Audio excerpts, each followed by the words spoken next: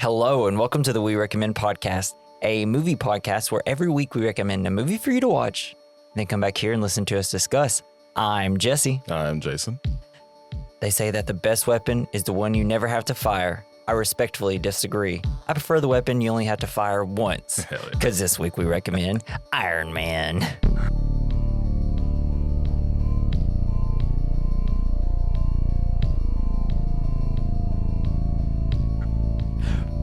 I was trying to think of the guitar riff of Iron Man, and I just cannot, even though I just watched it today. So, this is our first Marvel Cinematic Universe film that we've covered, and it's the first one they did.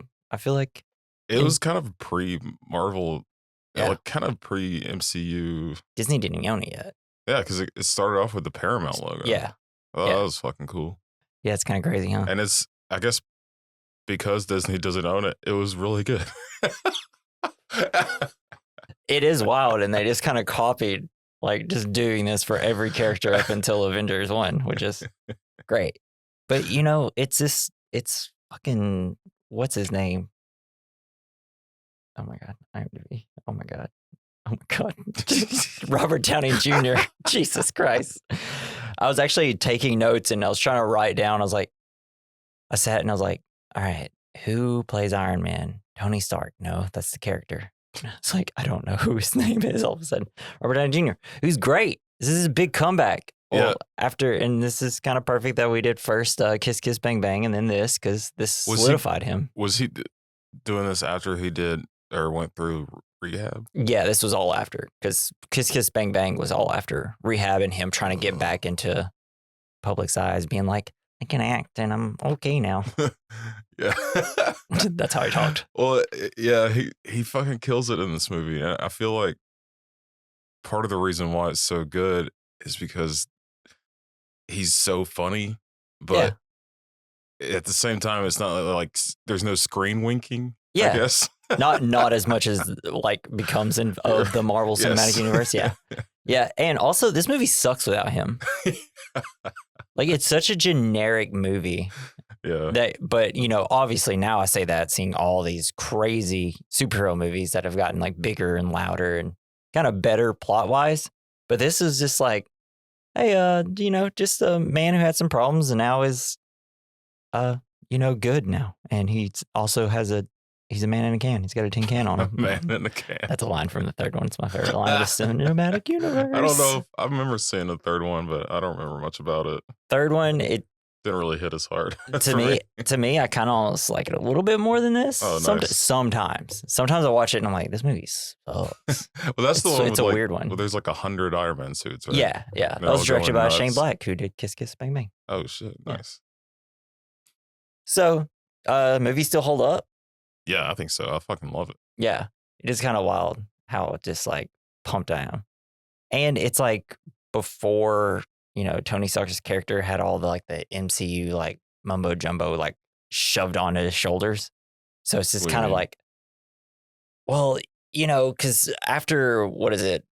Oh, you mean like Thanos and shit? Well, like even Ultron and stuff like that, or the first Avengers where he goes up into space and he's like, I blew up aliens and then falls down and now I got like PTSD and stuff. Oh. It's where it's just like, it's just him just being Tony Stark, and there's not like 50 references to like 50 other I see what you're saying. Like things that have happened in the MCU. So you just kind of get a very bare bones like superhero origin story that's just like, it's very focused. Yeah, and I guess because it's kind of more of an action movie than it is just like a full-on superhero thing, it's not like, doesn't get like obnoxious, really. Yeah, even though I don't think so either. I say all that, even though I love the Marvel movies, but yeah, they're fun. Kind of, I don't know.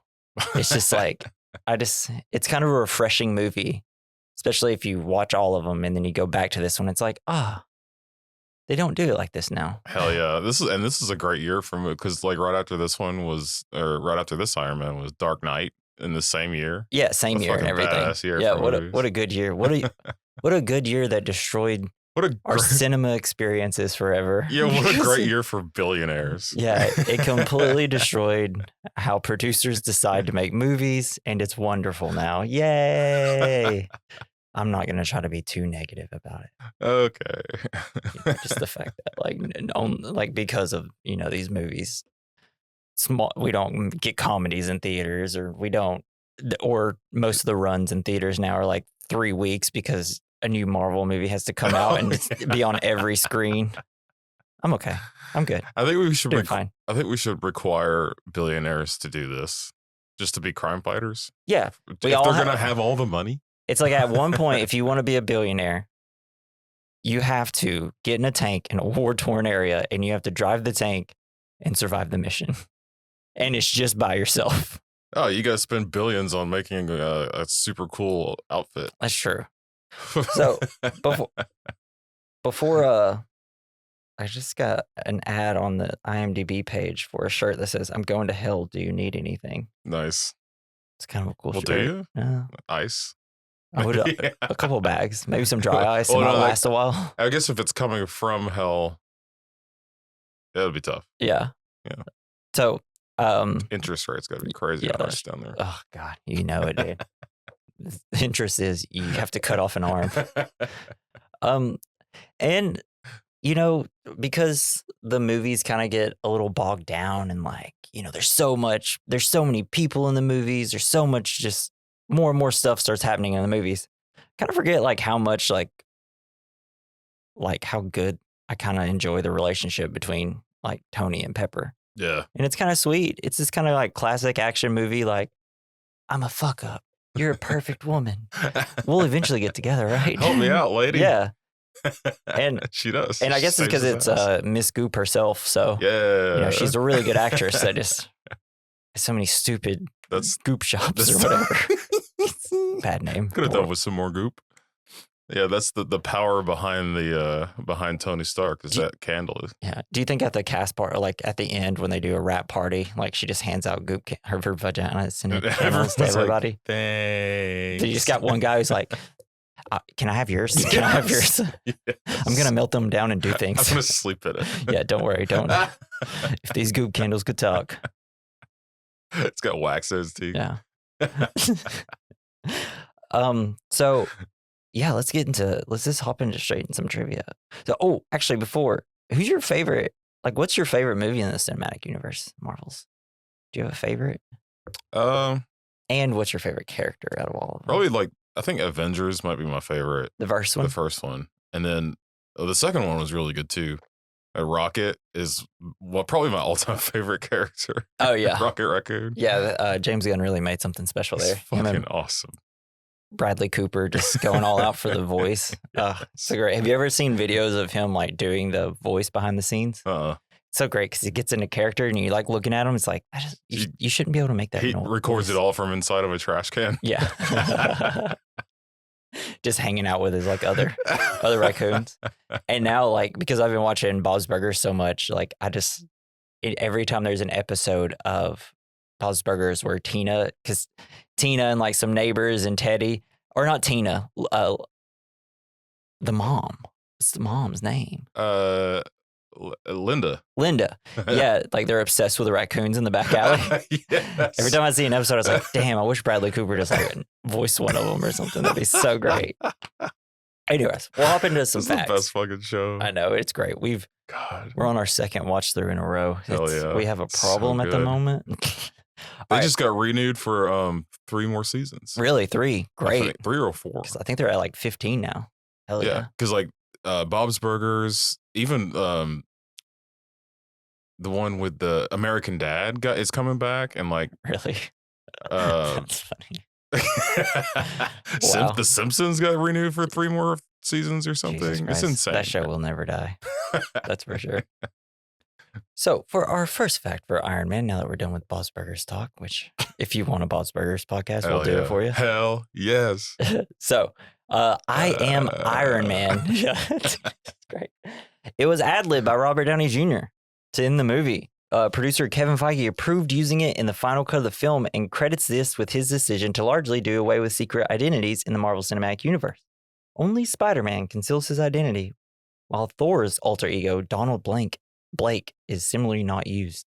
Because he used to have He's just like a I guy had with no idea. blue jean pants, a white t-shirt, and his hair, like long, luscious hair. It's hilarious. Like Steven Universe's dad. Yeah. Yeah. I read some of the like older Thor comics just whenever I had like the app on my phone that let me read some of the comics. They're wacky as fuck. When anybody says like, oh, the Taika Waititi movies, they're too goofy and stuff. I'm like, dude, read the fucking comic books he's going back and using. They're all so goofy. I remember trying to watch the cartoon. The Thor cartoon? I don't think I ever watched that. No, not Thor cartoon. Iron Man cartoon. Oh, yeah.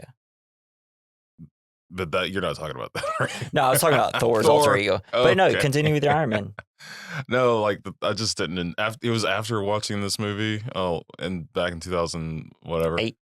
Yeah, and the cartoon was like so not Robert Downey Jr. Yeah, because they put it like as. It's weird, like the cartoons sometimes are more serious than the. Yeah, a lot more serious, especially back in the 2000s. It's like, make some jokes, you jerk. Make me laugh. Make my simple mind laugh. Did you ever read any comics? Like ever at all? Not really. And this is why we're not diving into the versions of these comic book characters. That's why I was just like, I'm not doing research on Iron Man comic books because I didn't read them either. That's probably a lot. I tried to read some, whenever I was getting into comics when all these movies were out. And I was just like, meh, whatever. The only comic book I ever had growing up was I had one Punisher comic book. And it was the shit. I did read some like a Punisher series.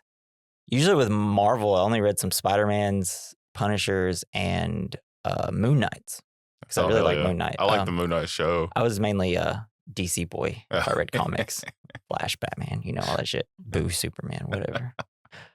So the script was not completely finished when filming began, since the filmmakers were more focused on the story and the action, so the dialogue was mostly ad-lib throughout the filming. Director Jon Favreau acknowledged this made the film feel more natural. Some scenes were shot with 2 cameras to capture lines improvised on the spot. Robert Downey Jr. would ask for as many takes on one scene since he wanted to try something new. Gwyneth Paltrow, on the other hand, had a difficult time trying to match Downey with a suitable line as she never knew what he would say. Hell yeah.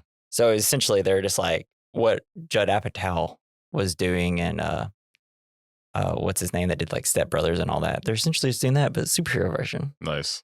And it's just funny to hear that versus now how they film their movies where everything is so meticulous. Right. Like especially the action scenes and stuff. There's a formula. Yeah. Like they're made before they even like have a director, I think sometimes, which is crazy. And I think, it does add a lot of authenticity to the movie, and it makes you, and you can kind of notice that Robert Downey Jr. is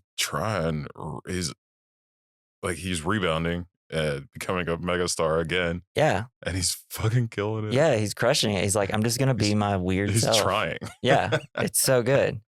And it is kind of crazy just to see how like director Jon Favreau, who, he was like in Swingers, he's in some Friends stuff, and he did Elf. Oh, so this is our second Jon Favreau movie. And they just created the whole thing themselves, that with Kevin Feige, the producer. But it's kind of weird how just like these two guys nobody was really talking about at the time just kind of created, one of the biggest, franchises in the history of the planet. I can't wait for the Iron Man, Oscar the Grouch team up. Oh, yeah. Robert Downey Jr. is like, I'm a man in a can. Oscar comes out, me too, but I'm angry all the damn time. Yeah, he's got a Dark Knight voice. And they'd just be great because I could just see like a Tony Stark just like sipping some coffee or something, throwing in the trash can, and Oscar's like, I'll be back for you. So director Jon Favreau wanted Robert Downey Jr. because he felt the actor's past was right for the part. He commented, the best and worst moments of Robert's life have been in the public eye. He had to find an inner balance to overcome obstacles that went far beyond his career. That's Tony Stark. Robert brings a depth that goes beyond a comic book character having trouble in high school or can't get the girl. Favreau also felt Downey could make Stark a likable asshole, but also depict an authentic emotional journey once he won the audience. Hell Completely correct. It is a cool redemption story. Yeah. Yeah, it's great. He kind of takes matters into his own hands. Yeah. And doesn't like go out and advertise. He doesn't like start a nonprofit or whatever. Like, And embezzle the funds. So, Yeah.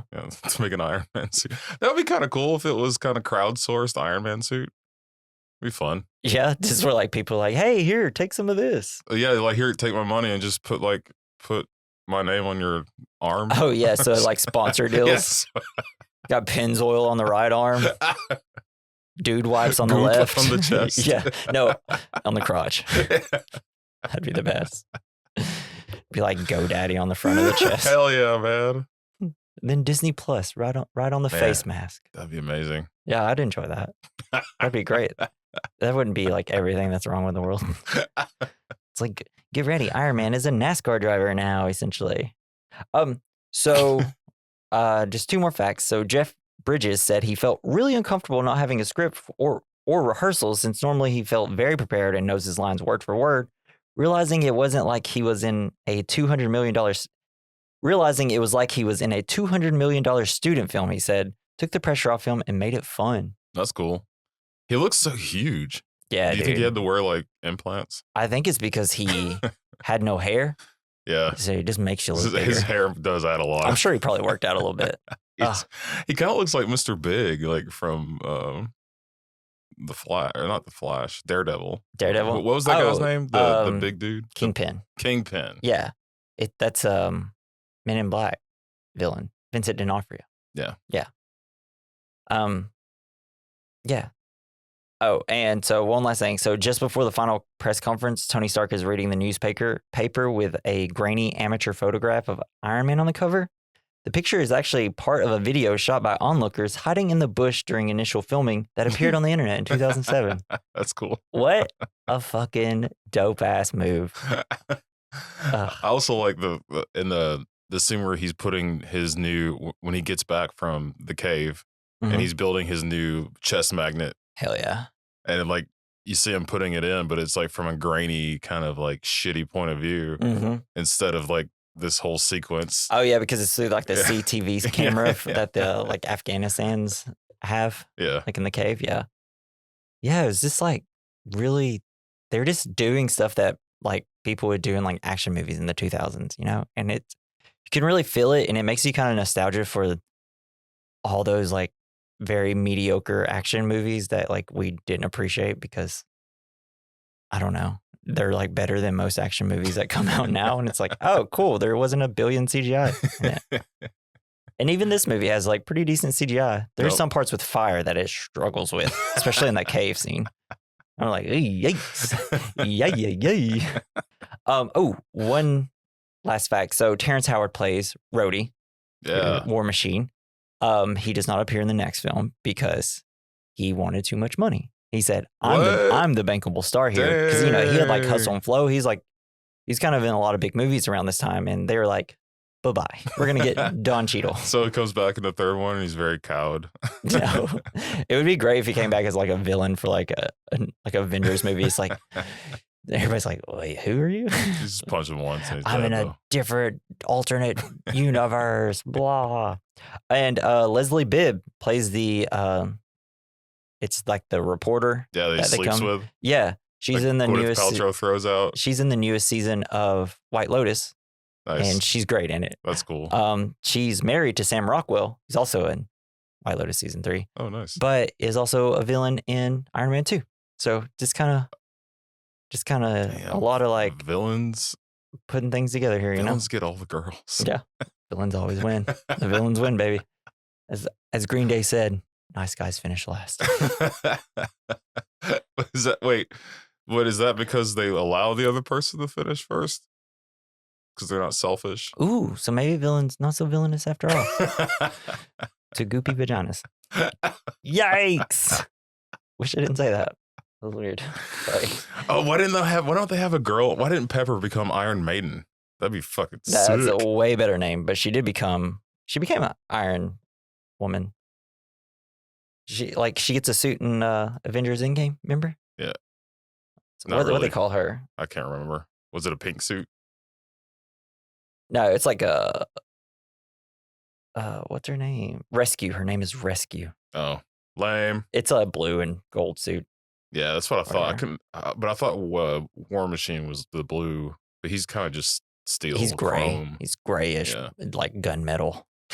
Pretty cool. And he's just got a hell of a lot more They should big weapons on him. They should have given Rescue a guitar and said, your new name is Iron Maiden. We don't give a fuck about what the comic books say. Yeah, that would be rad.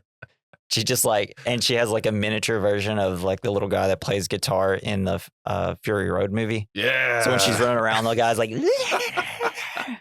that'd be pretty sick. I'd be down for that. Yeah, she'd be super goth with spikes everywhere. Yeah. Hell yeah. So I'm trying to think. So let's say phase 1, right? Phase 1 was Iron Man, Iron Man 2, the first Thor, Captain America, the first Avenger, and Avengers. So I guess you said like your Avengers was like your favorite.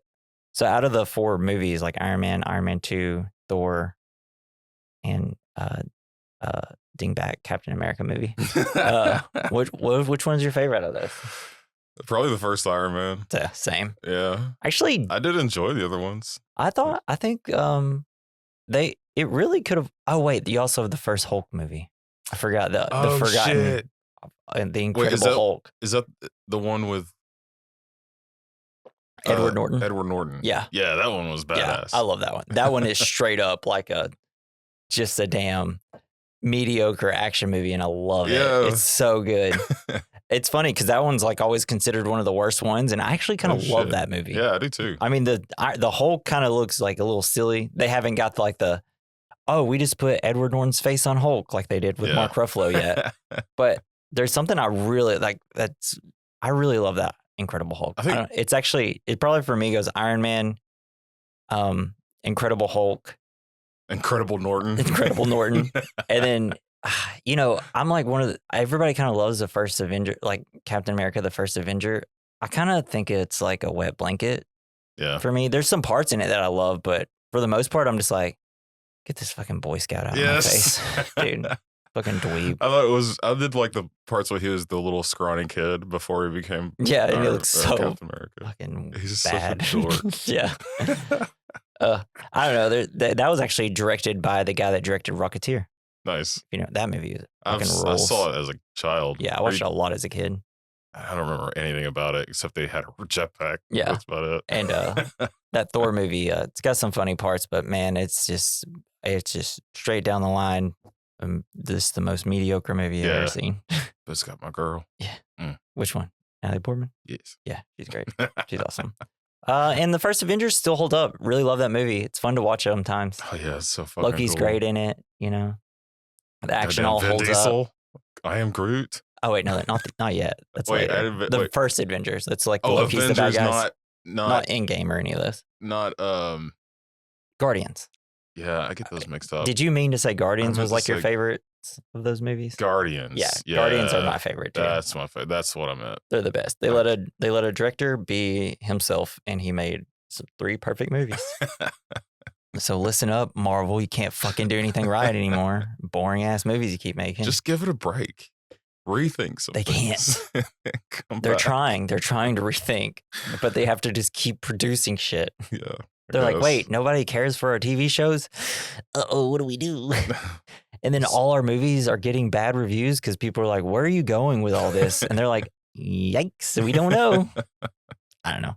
Guardians 3 and Love and Thunder. I enjoyed Guardians 3 is like the best movie they made since Endgame to me. Guardians 3? Yeah, that's where the raccoons when he go back to his gets origin. put in prison. Yeah, that was fucked up. It was cool though. Made me cry hard. I know those animals. Honestly, all 3 make me cry hard. Fucking Rocket like picks up a twig. I'm like, or when they're all holding hands in the circle, and then like the mom comes up and is like, Peter. Because everybody says Peter. It's funny. I just like start to cry. And it's like friendship, fucking friendship, save the galaxy. It was hard. Like when he saw his mom die and then he walked out of the room because he was too afraid. Yeah. Oh, damn. It's great.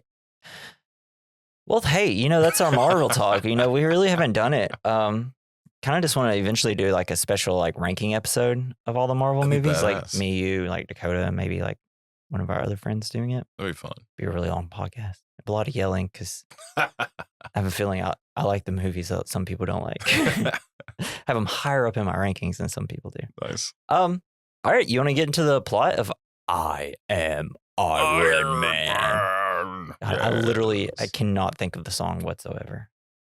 It's because it's all vibrated out of me from mowing. All right, so Iron Man 2008, directed by Jon Favreau, starring Robert Downey Jr. So the film starts. We have a military convoy. Back in Black's playing. Hell yeah, love the old music in it. Tony is drinking and ends up making the military nervous, and then they starts making jokes, relaxes him, hits on the driver, who's a girl. Then takes a picture with him, and just how no you gang signs. how immediate, yeah, that's immediately how you should know. Oh, we're in good hands here. Just puts no gang signs. Nah, just go ahead and do it. But then boom, giant. They're just all attacked by some rockets. Tony is blown up by his own weapons, and then he's kidnapped. Yeah, that sucked. Seeing his name on it before he gets exploded. He's like, "What? I didn't know." Oh no! It's okay if my weapons kill people that aren't Americans. But do you think that they have 3 vehicles, right? If I'm 3 or 4, something like that.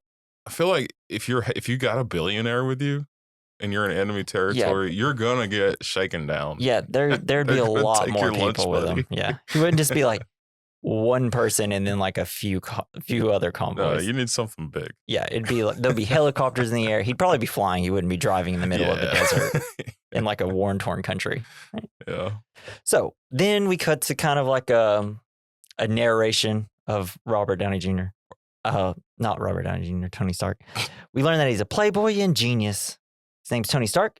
He has inherited the defense contract Stark Industries from his father, the legendary Howard Stark. Tony was brilliant from the beginning and built his first circuit board when he was just 4 years old, his first engine at the age 6, graduated from MIT at 17.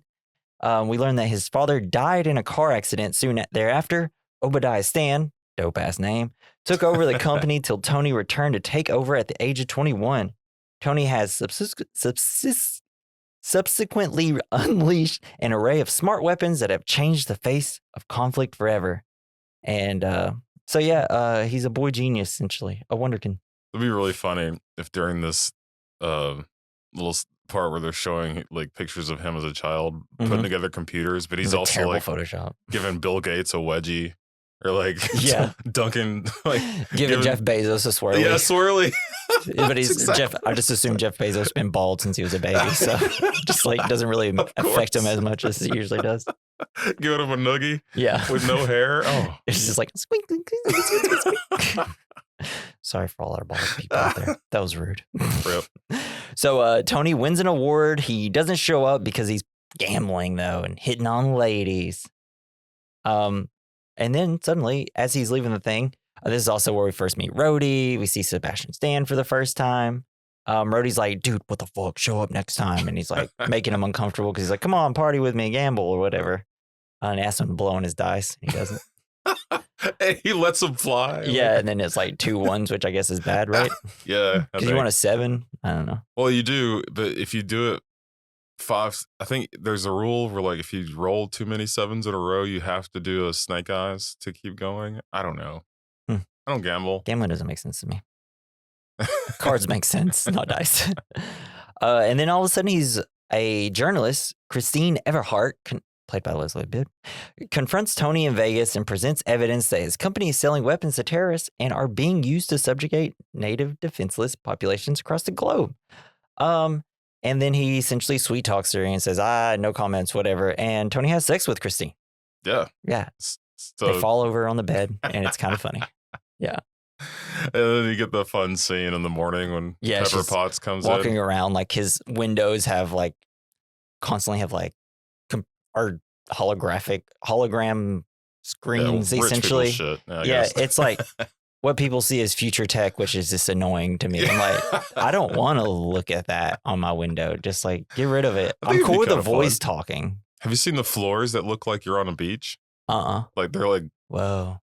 Yeah, I guess they're glass or something, and then they project. It looks like you're walking on a beach or something. Oh, that's cool. Nice. Yeah, I'd like that one time. Yeah. So, then Christine meets Pepper Potts. It's Tony's personal assistant, and they run into each other. It's awkward. She's like, I do whatever he requires, Yeah, including take out taking the trash. Get out of here, Have a candle. bitch. Get out. It's like, it's a bit. Oh, because she's kind of being like rude to Pepper a little bit. Kind of sucks that they made her character, the reporter character, kind of like rude and scummy. And it's just like, I don't know. I guess that's just how they view reporters. Those 2000s reporters will do anything to get a story. But now we're all like, we fucking need reporters to do their job. Pretty good one. And we also were hearing Jarvis for the first time, which played by Paul Bettany, who will soon seen as that fucking robot guy. I don't remember his name. With the cape? Yeah. Oh. Can't remember his name off the top of my head. Yeah. I can't either. Scarlet Witch and fuck, what's his name? I gotta do it. It looks like Megamind. Yeah. Oh, Bettany. It's something like Stony. Vision. Plays Vision. That's what it is. Cool. Gonna have to edit around that. But he's Stark's personal AI system. Pepper goes down to see Tony, who's like building the motor or whatever. Pepper's trying to hurry him off. We see that it's her B-day, her birthday. Yeah. He's like, did I get you anything? He's like, yes, it was very tasteful. Oh, thank you. Because she just like uses money to get herself something, which is great. I wish very it was funny. that easy. You can already tell there's a little bit of chemistry between them. And so he's got to go off. This is essentially going to be taking him to the Afghanistan thing. Oh yeah. This to the beginning of the movie. Tony and Happy. Tony's like racing off, and Happy's trying to like stay behind him. John Favreau's character, and he's like, "It's like, hey, you almost did pretty good. Well, you beat me." He's like, "Yep, I did."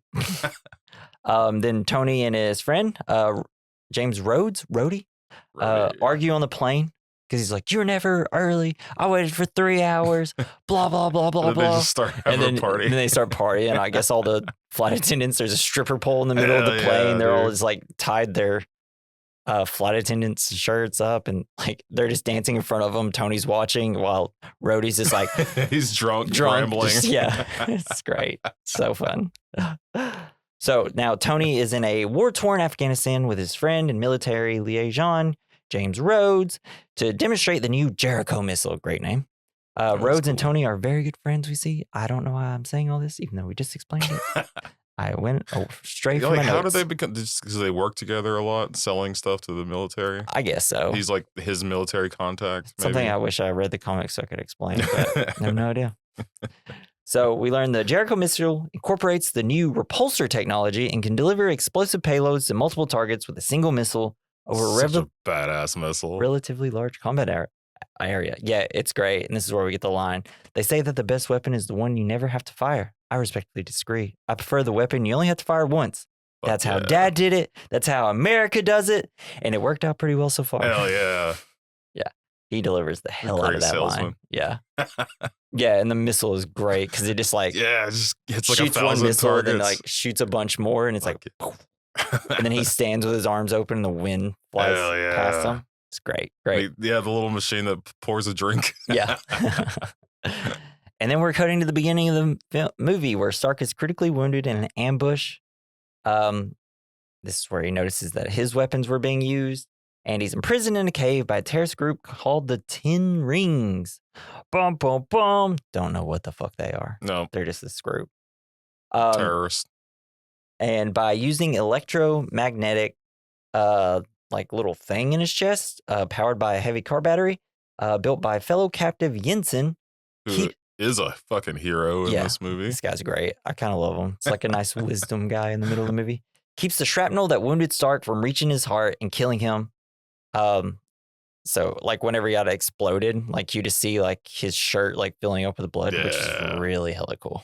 I guess because of the shrapnel from the missile, and it went gets through inside your body and stays there. Armor. Yeah. God damn. And I love when he wakes up, he like pulls that tube out of his nose. It's like really far in there. I'm like, is that how far it's supposed to go? I feel like it's far enough. It gags you when it pulls you. I got jeez.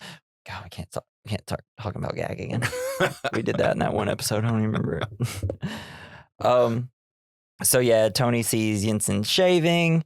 The 10 Rings leader, Raza, I think is how he says it, has like one of his cronies like essentially go in and offer Stark freedom in exchange for building a Jericho missile for the group. But Tony and Yinsen agree Raza will not keep his word. Yinsen tells Tony that his weapon in the hands of terrorists is his legacy to the world. Essentially just like laying it on thick that like, hey bro, you should probably do better because you're just known for Death. It's great. Which apparently later on we figure out that his father helped build the first nuke. Oh, shit. And it's funny that Robert Downey Jr. won his first Oscar for Oppenheimer. Oh, damn. Yeah. Fun. That's kind of cool. It all comes around. So Tony and Yinsen use the components from other missiles. Does he play his dad in Oppenheimer? It's Tony Stark's father. That's what I like to think. The fictional character. Yes. He was secretly the whole time in his head, I'm playing my father from Iron Man. Can't wait till my son is Iron Man. Yeah. But they use components from other missiles and extract palladium, precious metal, from it. They use the limited forge facilities available to them to work meticulously. Stark and Yinsen secretly build a powerful electric generator called an arc reactor. And we learned that Tony had a large arc reactor back home powering his factory, and he built a miniaturized version of it to power Stark's electromagnetic like thing and hole in his chest, essentially. Yeah, to keep the metal from his heart. Yeah, instead of a bulky battery. And then begins to build the suit of armor. Love just the fucking hole in his chest. Yes. It's so sick. It's great. I can't wait to get to the Pepper Potts having to replace it again. That's a good scene. And then like the whole time that they start building like the armor and stuff, like his first Iron Man suit, it's fun to watch the bad guys trying to figure out what he's doing. So they're looking at the missile and like, what the fuck is he making? This doesn't look like that at all. Very good bit. And then in the middle of building, Raza, I'm assuming I'm saying it's sure. Raza. Yeah, I'm just going to say Raza. Raza pays him a visit, and then he threatens to brand Yinsen, I guess, or just put the whole spike through his face. Not sure. Mm-hmm. But Stark is able to stop him from doing it, but saying he needs him. Raza says he has by the next day to get the missile done. It's like, hey, man, like, have a little bit of patience. I'm just like, we're two people building a missile out of other missiles. It's like, give us a break. So Tony gets to work. We get the iconic hammer smashing on which is like one of the last thing you hear in Endgame, because at the very end you just hear the ding, ding. Nice. Ding. I didn't recognize that. And then cool. We all cry. So now it's the next day, and it's time to lock and load by locking your body in an Iron Man suit. in an iron coffin. Yeah. So the suit's very basic design. It's super heavy and bulky. How hot that must have been there. I mean, not in the cave, because that was probably like how much money would you like give to like be in one of these suits? Just I don't know about. I mean, I'd be like, you can have my house if I can just like play with it for a day. Man. I'll just use the suit. Rob a bunch of banks. I'll just use it to find ways to get money. Crush the United States government under your boot. Yeah. Be fucking sick. And I just love how like DIY this suit looks, even with its weapons, because it's got like a flamethrower that like just is constantly on, like right next to his hand. I'm like, oop, don't watch out. Ow. Ow. Some rocket thrusters at the base of like his feet, which is great. And like when it goes off, it's just like has no control over anything. And with the arc reactor, the suit can be powered for 15 minutes. So then we have it where the 10 like some Duracells. They're suiting them up, and the 10 rings are starting to come through the door. They got it rigged with a bomb, and whenever they push it open, it explodes. Fuck yeah. And Yinsen sacrifices himself to divert them, while Stark's suit powers up because they gotta like connect it. It's got to power up through a laptop, I guess. I don't know the technology. Update. Yeah, it's like, damn it, I got 4 hours of updates to do. You just connected to the Wi-Fi. Yeah, it's like anytime for whatever reason, I turn on my PS3, it's like, bro, you're behind. Just wait, give me a minute. Yeah. But yeah, so Yinsen essentially dies. It sucks. The armored Stark battles his way out of the cave to find dying Yinsen, who gives him essentially the line that changes Tony Stark's life. Don't waste your life. Damn. It's great. Then, enraged, Stark burns the terrorist ammunitions and flies away out of a huge explosion, which fucking rules. Only to crash in the desert, destroying the suit. It's such a good scene, though. Yeah, it was awesome. It's great. It's just like, it's because it's so bulky and just like barbaric looking. It's perfect. And it kind of looks goofy, which is what I like about it, too. Hell yeah. Because the big old head. Yeah. And it's not even covering all of his body parts, really, right? It's only just the front, which mostly ends up being a problem for Obadiah Stane later in the movie, which is great. All right. So, Stark is now wandering through the desert, then conveniently is found by Rhodes, Rhodey and all of them. It's like, okay, cool. Well, maybe, hey, what are you doing out honestly, here? if you just waited a few minutes, they might have found you. It's like, have you just been walking for like a month? They just got there and they see him flying away. They're like, fuck. Damn it. Let's go get him. Let's get him. Sheesh. So, after being rescued by Rhodes, Stark returns home, greeted by Happy and Pepper, and asks for a cheeseburger and to have a press conference. That's the first thing I would ask. No. I want a cheeseburger, not a press conference. I'd be like, I want to sleep in a bed. For real. It's like, also, is there any sort of surgery I can have to get the shrapnel out of me? Yeah, have you seen this huge hole in my chest? Since, like, we have super smart doctors here, I feel like somebody can fix this. But I feel like he probably did better than anybody could have done. Yeah, for real. I don't know. And I love the little, like, interaction Tony and Pepper have. They're very sweet together because she's kind of like, he says something, it's like her eyes are red. And it's like, oh, I don't know, some little clever line that I didn't put down. But he's like, it's like, oh, you didn't quit, did you? It's like, no, it's impossible to find a job or something like that. But yeah, so he arrives at the press conference and is greeted by Obadiah. Then Phil Coulson approaches Pepper to debrief Tony on how he escaped. She's like, just shoo. Get the fuck out of here. And then Tony begins the press conference on the floor. It's great. He's like, everybody else on the floor too. Let's make it low key. It's great. Let's everybody get together. He's eating the cheeseburger in it. And where he then brings up how he never got to say goodbye to his father. It's like, oh shit, now we're bringing emotions into this. How did he die? Car crash. His father died in a car crash. But we'll see later in the movies, it was something else. It was Obadiah. Yeah, it was spoiler. The Winter Soldier. No shit. Yeah, it's Civil War. It's all about that. That's why they start fighting each other. Yeah. So he announces that his company will no longer manufacture weapons. Obadiah Stane, his father's old partner and company manager, he's like, yo, advises Stark that this may ruin Stark Industries and his father's legacy. And I love that because, he gets up on the podium. He's like, oh, we'll talk to you guys later. We're going to go have a private meeting. And then we cut to him on a Segway. So it's this giant bald guy just like on a Segway. You can't look cool on a Segway. If Paul Blart, the mall cop, has told me anything, they are nobody looks so cool on a fun Segway. to ride. You can barely outrun a Chihuahua. The first 5 minutes of Paul Blart, mall cop, has one of the best jokes. It's whenever he's just like, he's going to work and he's on his Segway and he's like going and there's this tiny Chihuahua and barking at him. And then he turns around and he's like, oh God. Crazy. It's so funny. The rest of the movie, I barely remember at all. But I will always remember the first 5 minutes. I remember that, and I remember like the parts where the people come in. Parkour guys. Yeah, the parkour robbers. Whatever. Such a movie of its time. But it will forever Extreme sports. It'll forever make me think of that movie every time I see a Segway. So Tony reveals to Stan that he has built a new miniaturized arc reactor. The reactor has the power to provide clean energy to the entire planet. So did he build the first one, or was that his dad that built the first one? That was him and Stan. They're just like, it was kind of like a publicity stunt, they said, essentially. Okay. And the fact that he was able to build that in his chest, Stan's like, or Obadiah, whatever. He's like, oh, well, all right, let's get some time. We're going to have to figure out how to slow roll this and tell it to the press and everything.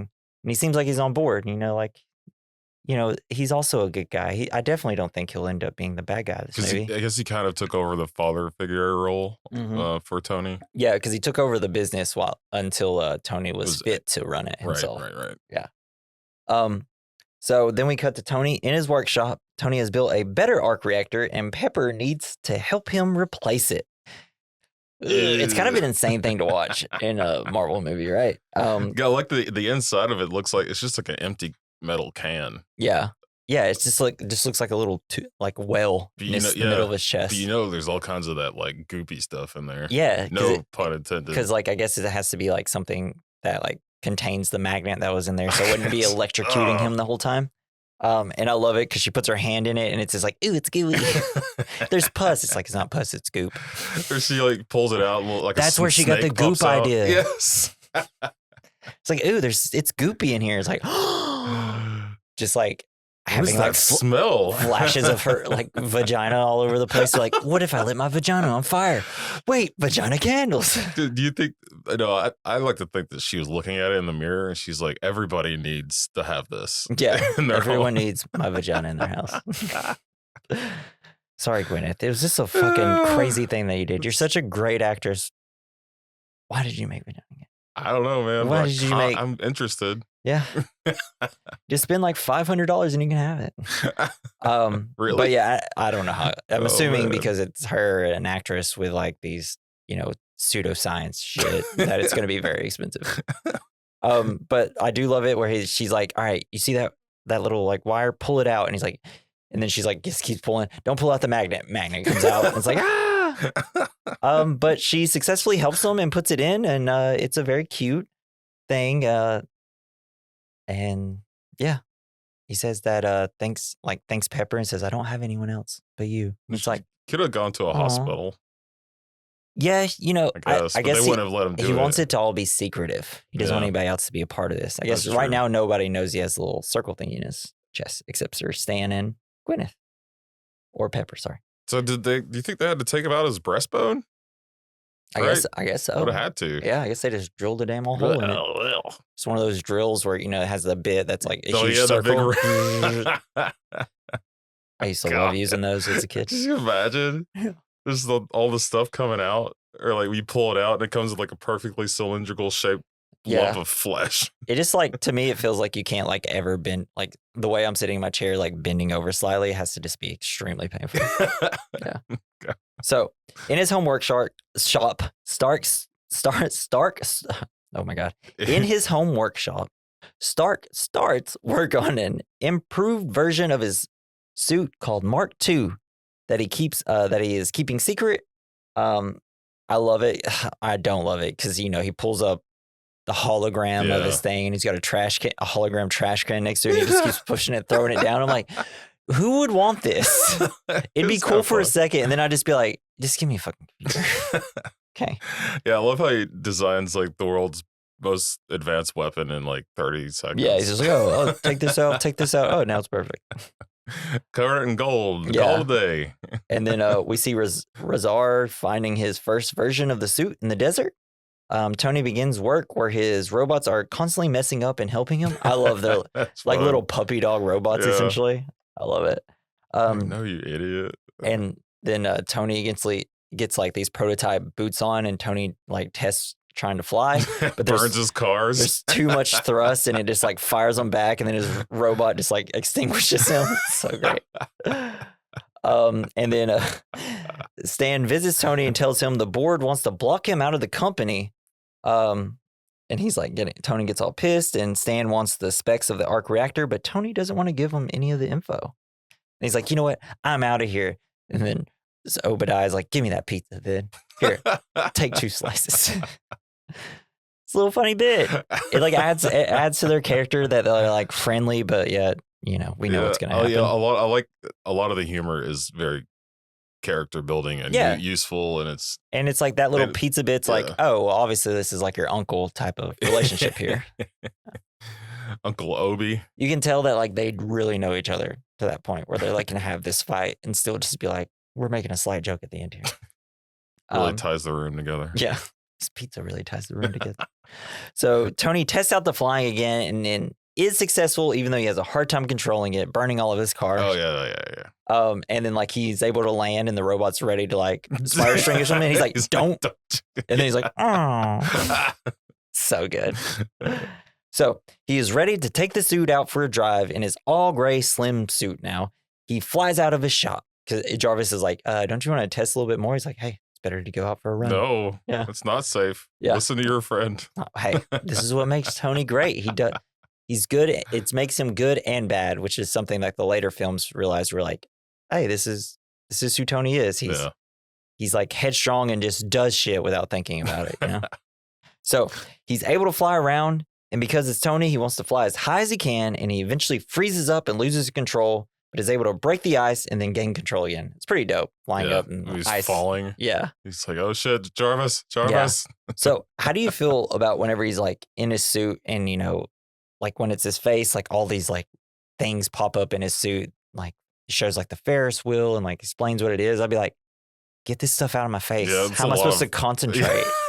It's a lot of info in your face. Yeah. I'm just like, man. Just like having your phone all the time. It's like I forgot that like all the computer stuff is kind of annoying in these movies. Maybe he's got like ADHD because sometimes that just helps you concentrate. Yeah, having I'm a assuming little distraction over here. Because he's like watching Minecraft videos while someone else is talking. Yeah. That's ooh, so that's me. Like I'm editing, playing a game, and watching YouTube at the same time. Yes. So if you have any issues with the edit of our podcast, I'm sorry. It's how my brain works. It's how it all started. And that's the same year, like, was it 2008 when iPhones first came out? Ooh. Or is it 2007? It's 7 or I thought it was between 6 and 8. It was, yeah. And then immediately when iPhones come out, our attention becomes the most valued commodity in the world. Yeah. So like, I don't know. That's kind of interesting. June 29th, 2007, the first iPhone. Nice. And they looked dope. I'm shaking my head. I still have mine Do in you? a box. That's all. I think Natalie used to I think she had like an iPhone 3. I wonder if she still has it. They're just like kind of rounded, but like They're so bulky. bricky. Yeah. And then he's ending the flight and he says like kill power over his house and he just falls straight through it all. And then his robot gets to extinguish. Yeah. Hell yeah. It'd be funny if there were a bunch of them going. Yeah. And then like he like cleans up, he walks into his shop and Pepper Pot apparently has placed the original reactor inside of a small glass showcase that reads proof Tony has a heart. Very sweet. Yeah. So then we see Razar trying to reassemble Tony's Mark I suit. Tony then decides to paint his suit and adds gold and red and it looks rad as fuck. Hell yeah. Yeah. Wish it was more yellow. Yeah. Gold. I like the like old comics where it's like very yellow, but that's just because I'm weird. Then Tony on TV sees there's a party. Wait, like Wolverine yellow? Yeah, it was like that. It's like bright yellow. Okay. Yeah. Tony sees there's a party on the TV and decides to go because it's his party technically. When he gets there, Phil Coulson sees him and asks to debrief him. He says he will schedule that at some point. And also like when he first gets there, Obadiah's there and he's like, hey, what the fuck were you doing here? You weren't invited to You your weren't party. supposed to be here. Like, I'm just stretching my legs. He sees Pepper and goes to talk to her. She's like all done up in this like nice dress. He's definitely got the hots for her and it's cute. When they're dancing, Yeah. she's like, do you even know your social security number? Yeah, right. 7. 7. And she's like, she's nervous and she's like, I just realized that I'm dancing with my boss and I'm not wearing deodorant in my backless dress. It's like, oh. She's nervous that everybody's going to judge them because the way he is with girls. She goes in for a kiss, or they kind of both go in for a kiss, but then they don't. Boo. Everybody should kiss. If you like each other, just kiss. So then he goes to get her a drink because they both need drinks now because, they tried to kiss each other. Then the reporter, Christine Everhart, shows up and informs him that Stark Industries weapons, including the Jericho, were recently delivered to the Ten Rings and are being used to attack Jensen's home village. And if we know one thing, don't fuck with Tony's best friend. Yeah, don't fuck with Jensen. Yeah, that boy got Tony's heart. He really does have his heart. Yeah. In a jar. And then we learn that Tony also learns that Stan is trying to replace him as head of company. He's like, who do you think fucking introduced this to the board? And he's like, I'm mad. I'm going to go kill people in my suit. So Stark dons his new armor that automatically forms around him, which is sick. It's the best shit. So this, like I put in my notes, I want to get here. So do you like prefer this where it's just kind of like coming all around them and all the robots putting it on there? Or do you prefer his like nanotechnology shit that they do in like in game and stuff? I mean that part is cool. I like it's too like new, the little nanotech stuff, and I feel like all right, we're getting hella silly here. At least having his little robot dressing room, that's kind of realist. I mean, it's on the verge of like realism, kind of like that could possibly. And I know they're just trying to get to the point where they're like, all right, how do we make it where he can just have the suit anywhere, anytime? Which I really like the suitcase suit he had in Iron Man 2. That was kind of cool. But I don't know, nothing to me beats this where he's just standing in a room and like robots are putting a robot suit on him. With the nanotech stuff, it's almost like he could just like inject that into his body. Yeah, it's like just become an Iron Man. It just bursts through his skin. Yeah. Like It's like at that point, just make it your clothes. This is my skin now. Yeah. But yeah, so he flies to Afghanistan where he saves Jensen's village and delivers a devastating blow to the Ten Rings. That's a badass scene. Yeah, he's got like the repulsor like rays out of his hands or whatever. Yeah, the little missiles. And then one out of his chest. You got the like super accurate bullets where he's like beep beep beep beep beep beep. Something out of a video game. Smart bullets. Shoots them all out. The tiny missile that destroys the tanks. That was like the shot of the movie back then. It's so funny. It's like pew. Yeah, it's the slow turnaround, the badass walk from the explosion. That's when you're like, we got a movie. You think Jarvis is in his head? He's like, okay, now turn around and walk that way. Yeah. Don't worry. If there was a camera here, which there's not, that would be so cool. It's just whispering sweet nothings of destruction in his ear. And something I think is funny, he ends up, he sees the three like Jericho missiles or whatever, and he shoots them, and they, I guess, destroy the village he just saved. I know he's probably supposed to be further away, but those things were huge explosions. Like they destroyed everything around it. So, did you just kill all the people you saved, man? Yeah, I think so. Whoops. Yep. Whoops. You're welcome. It's like I wish the reporter came up to him. Did you see there was an Iron Man out there just saved this village and then destroyed it? Any comments? Also, do you want to have sex again? So while flying home, Stark is shot by two F-22 Raptor fighter jets. They just start chasing him. He phones Rhodes, and Rhodes is like, where are you at? What are you doing? Is this you? What's happening here? He's like, oh no, I'm driving my car. And then like later, it's like, why are you out of breath? Oh, I'm going for a run. It's like, I thought you were driving. But it's badass on the jet fight scene because they hit him with a missile. Yeah, and it just kind of like when he gets hit so hard, like it really, because this is the first time he's been hit in the suit. Yeah, and you're just like, and then they're shooting the 50 cal machine guns at him. Yeah, they're just bouncing off. And then he's like trying to gain control, and then he like disappears. Sweet, and it's so rad that he's just holding on to the plane. Yeah, so funny. Very Top Gun. Yeah, and then the plane ends up crashing into him or whatever, and then a guy's falling, and then he has to like go and save him and stuff. And then Rhodes is like, you crazy son of a bitch. That plane was very expensive, sir. Yeah. Like, you owe me one. About $5 billion. Yeah. He's like, well, I have unlimited money in these movies, so whatever. I'll get you 20. Yeah, I'll sell you one. Yeah. So then he's like back in his little workshop, and then Pepper comes downstairs and sees Tony having the robots aggressively take off or struggling to take off his armor. It's so good. And then, he turns to her. Let's face it, this is not the worst thing you caught me doing. Kind of like she's his mom. Hell yeah, that's like the funniest part of the movie. So then, meanwhile, the Ten Rings gather the pieces of Stark's prototype suit and meet with Stan, who subdues Raza and has the rest of the group eliminated. Stan has a new, and then Stan ends up having a new suit, reverse engineered from the wreckage. But this is where you first see that dope ass ear thing that he has. Yes. I want one. Just if I'm ever attacked, I'll be like, bing. Hell yeah. But it gives you that, your veins start getting red and popping out of your face. Black. What is going on there? Pretty sick. It's pretty sick visual. Is it messing with the nerves in his face? Something like that, body? I guess. I guess it's just neurotoxin. Something like that. It's cool. It's whatever they used in, was it China? Those sonic wave things that they have where it just emits a sound to disperse. They did against the Hulk? Yeah. An Incredible Norton? Yeah. Bro, that's the best thing you've ever said. That's a good bit. It's a good bit.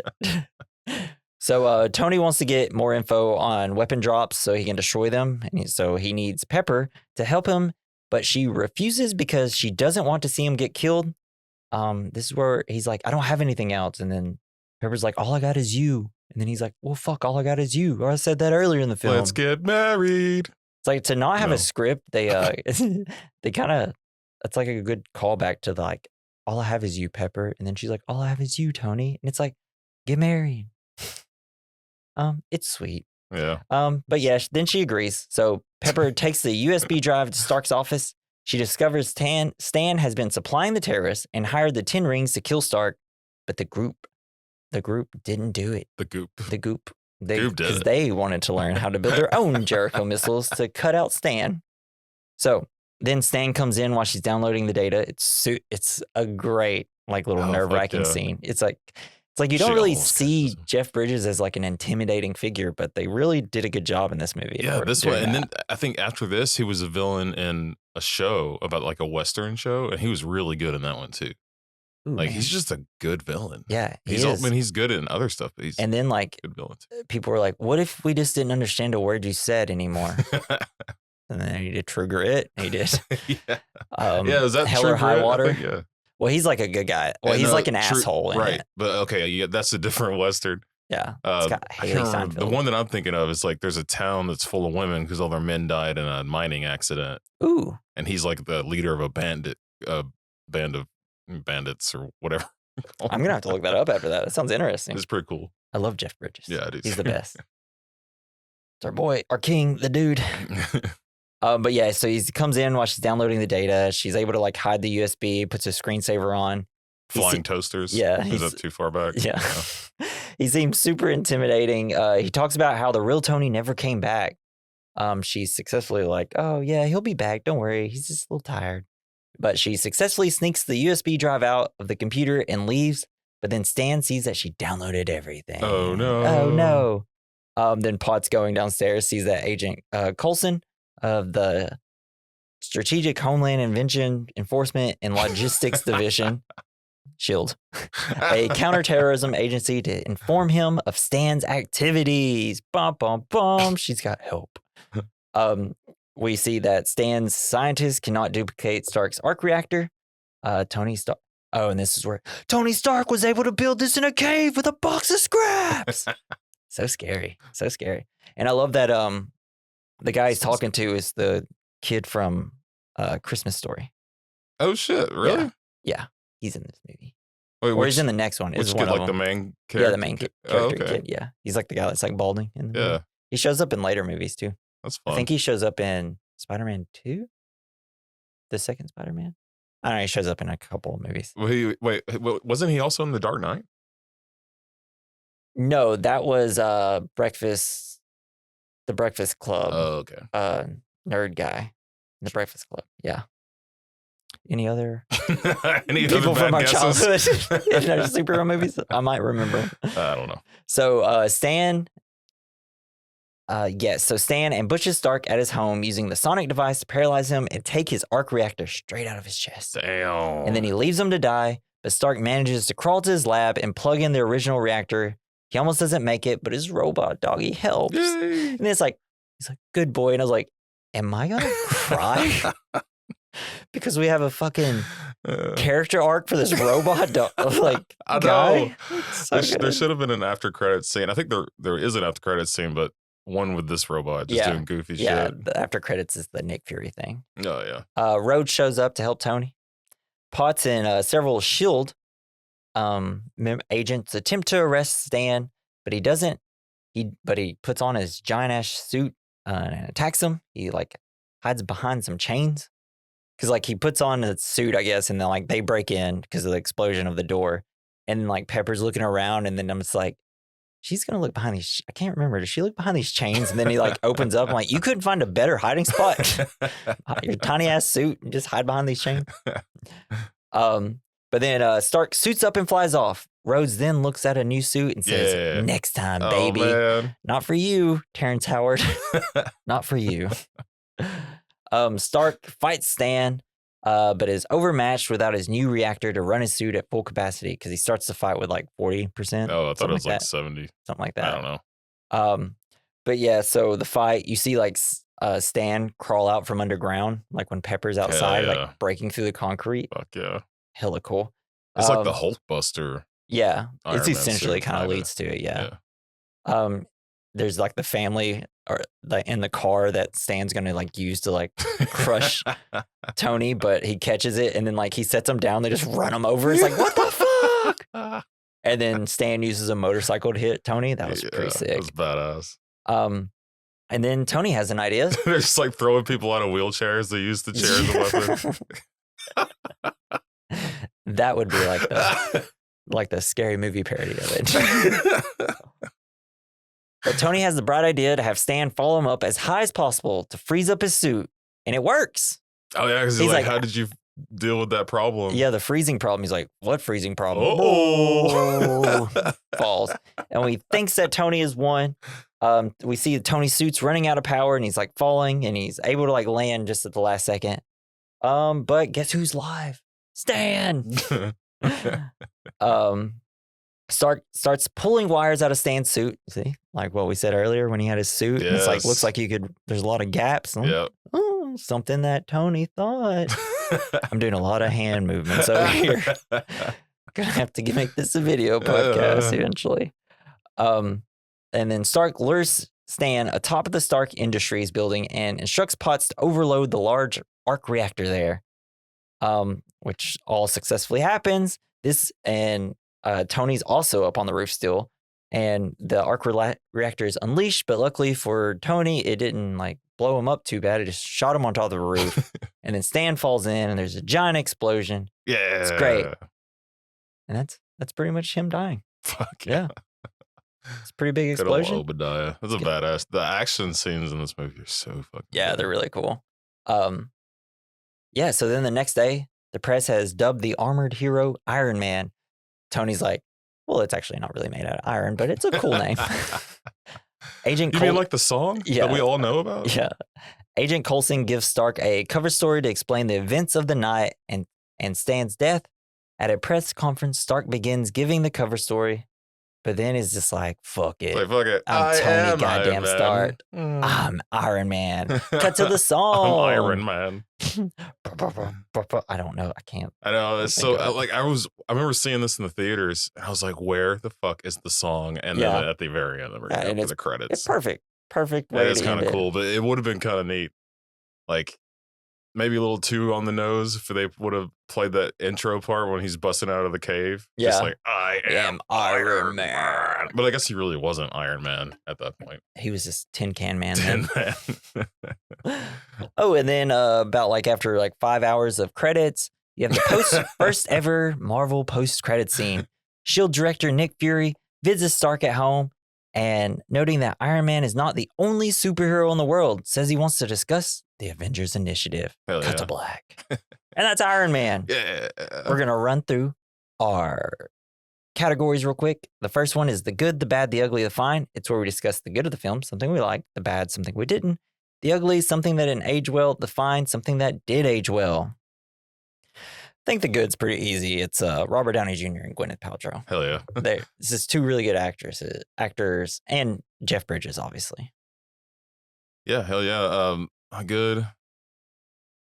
Man, just the action sequences are so fucking cool. Yeah. And like even like from the very beginning, it's just kind of nonstop action going on, and I'm here for it. Yeah. Yeah. This is fucking cool. So for my bad, I put the terrible score. Generic ass metal music, like rock music. What was that song he was listening to in his lab? That was just a guy yelling. Oh yeah, that's actually a punk rock song. Okay. I actually know that song. It's actually a pretty dope song. That's cool. But I just mean like the score of the music is like da da da da da da. I'm like, dude, this is terrible. They're like just trying not to use the Iron Man song. Yeah, because they're trying to make it like a classic rock type thing. But I'm just like, all right, man, I don't know, just use some fucking violins or something. What do you got for the bad? The bad. I don't know. I think making the I mean, it was kind of product of its time to make terrorists the bad guys in the Middle East. So, yeah, it made the most sense for like what his character is, selling weapons to the government. Stuff like that. So I guess that would kind of be more of an ugly thing, but like the fact that it's probably I really don't know if there's a bad for me. Pretty solid. Because I enjoyed it the it's whole not too time. long. Sure. Yeah, I just had to score. That was it. I was just like, every time like an action scene would start, I'd be like, dude, I'd rather there not be a score. For me, the ugly, I actually put third acts, but because these movies always have too long of a third act, essentially like the action, but like it's not this movie. It's not in this movie. It's like everything after this movie where the third act is like an hour-long fight scene, and it's just like... yeah, you snoozing until the Hulk comes out near the end of it, because if they let him go in the beginning of the fight, he's just gonna end it. Yeah. So that's the Hulk's power, though, the build up to the transformation. I think. It's great. And then I also put studios taking all the wrong things from these films. Yeah.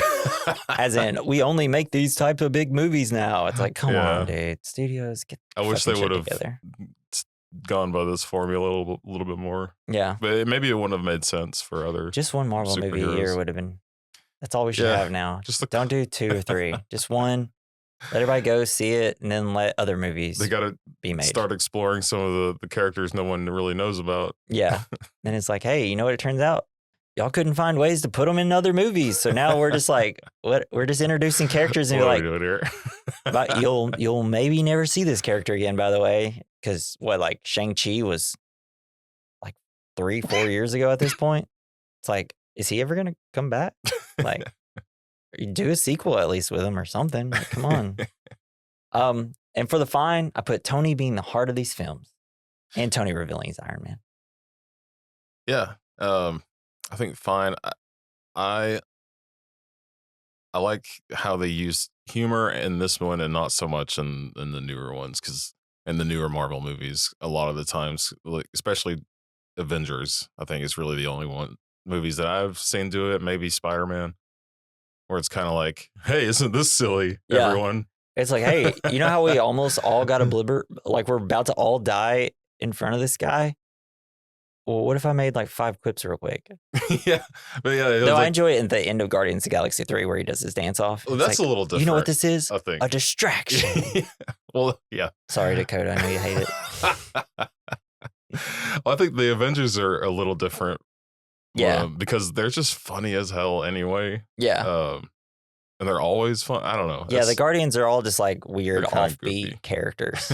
Like they're just like, the way they are is just funny in general. Like the jokes are a part of those characters versus like, why does Vision have 15 jokes in this movie? He's is he really that funny of a guy, you think, to hang out with? I bet it's not. So I can understand that. It's like, are we sure Hawkeye should be this funny? Like, though I never even heard of Hawkeye until that movie. Until Avengers. Got him. All right, so we're gonna hit our second category, which is double feature. It's a movie we recommend alongside this film. And I picked Another Man in a Can, RoboCop. RoboCop. Because once you get all this fun, family-friendly superhero-ness, let's get fucking gritty as shit and have like people being obliterated by guns. Yes. And there's a lot of fucks in it. Yeah, I remember watching those movies as a kid. They were violent as Can't believe how much I watched RoboCop as a kid. I know, like my parents should not have let me watch that. No, really, I only watched it like on like TNT and stuff like that. So I didn't even really see like the real violence until like I got older, and I was like, shit, man, they really fucked him up. Shot that guy right in the penis. Yeah. So my double feature is a movie called Rampage. It's just kind of like the opposite of Iron Man. Yeah. In an iron suit that he makes. He welds a suit together and then just goes out and kills everyone in town. I've never heard of Rampage.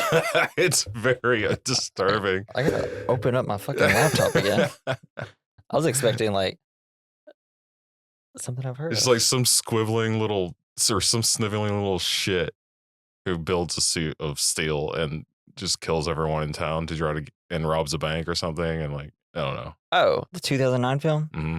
A young man just out of high school is a man with a thirst for revenge, builds a full body armor from Kevlar and goes on a killing spree. Yeah. You bowl. Is this a bad movie? It's movie? Actually kind of fun. It's like his best rated movie, which is kind of makes you feel bad. Okay. But it's a good watch. So yeah, if you guys want to feel bad, watch our movies. Wow. Iron Boy. Is this on Iron and Incel. This makes me hella interested to watch. The fact that you just recommended a You Bowl movie. I don't know who that is. He just makes like really bad movies. Nice. Like he made what is it? Like he used to make like all these like really bad video game movies. Like shit, let me get there.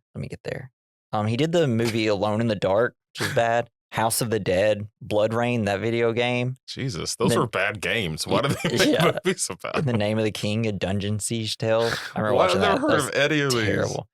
He did the Far Cry movie. Never heard of it. He was one of the, like, his movies would get blasted so much that he got so tired of it, and because he's kind of an angry guy, he started like holding events where like people, his critics and stuff, could box him. Oh wow! Guess what? He's a really good boxer. Oh no! So he would just beating the shit out of his. Well, they agreed to do it. I know, but he would just like knock him senseless. Damn. He was just That like, sucks. all right, well, you can fight me if you want. So basically, Rampage is about him. I think. Yeah, it makes me really want to watch the movies now. That's crazy. Oh, well, that's Iron Man, baby.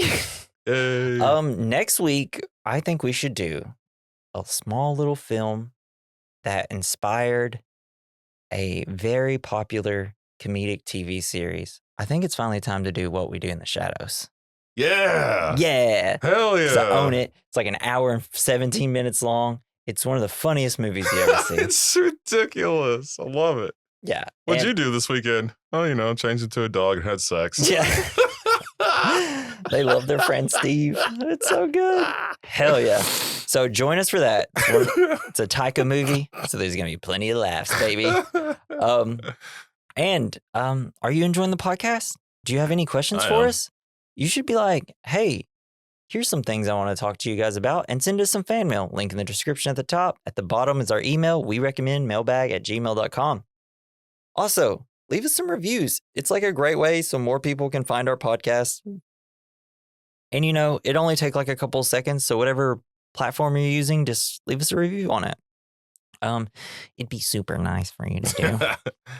Now that Joe Rogan's been knocked down a peg, we've got a chance. Yeah.